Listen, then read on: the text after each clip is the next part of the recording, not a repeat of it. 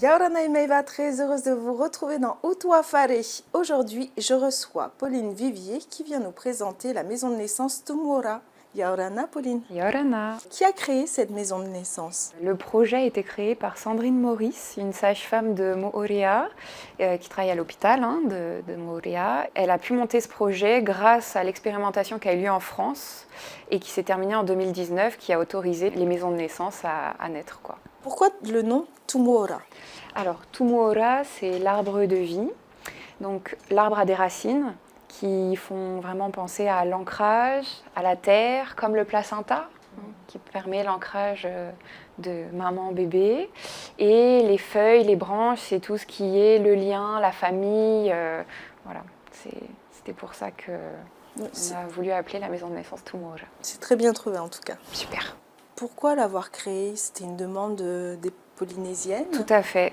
Elle avait une forte demande des mamans qui venaient accoucher à Moorea et d'autres personnes de Tahiti ou des îles qui avaient cette envie d'accoucher plus naturellement à la maison. Mais comme c'est pas possible et que le système de santé n'est pas organisé pour, le bon compromis, c'est la maison de naissance qui permet un accouchement comme à la maison, mais à côté d'un hôpital au cas où il y a un problème. D'accord, on va le développer tout à l'heure rapidement.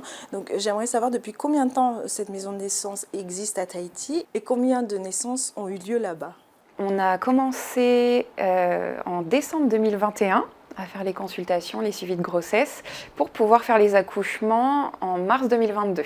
Donc les premiers accouchements ont eu lieu en mars 2022. Et là, aujourd'hui, on est à 99 accouchements. Ah oui, quand même? Oui.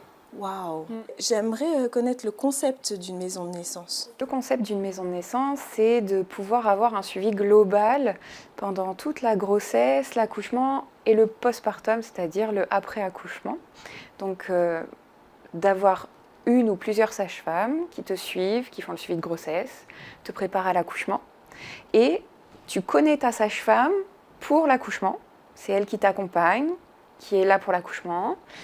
Et ensuite, elle vient te voir à la maison parce qu'il n'y a pas d'hospitalisation. Donc on reste entre 4 heures et 12 heures après l'accouchement. On rentre à la maison et nous, les sages-femmes, on passe voir tous les jours les mamans.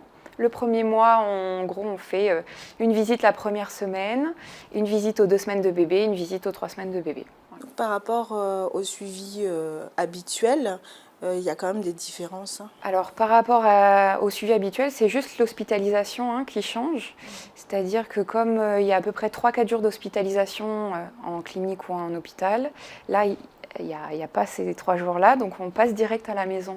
C'est un suivi différent où on va passer forcément plus de temps à la maison parce qu'on n'a que 1, 2, 3, 4 mamans grand maximum à voir dans la journée. Donc on a le temps de prendre 1 heure, 2 heures s'il faut pour bien surveiller les mamans et les bébés et bien accompagner tout le monde, quoi. Donc il y a quand même des conditions pour pouvoir être acceptée en maison de naissance. En gros, il faut que la maman soit en bonne santé et que la grossesse se passe bien. Qu'il n'y ait pas de pathologie particulière. Merci beaucoup Pauline pour toutes ces précisions. Je pense qu'on se retrouvera pour rentrer dans le détail du suivi d'une maman en maison de naissance.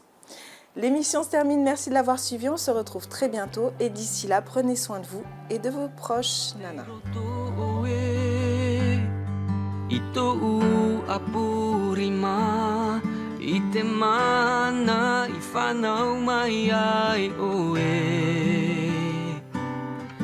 I te reira taime, ya noa a mai a u, te ho i to api. O to te e tae.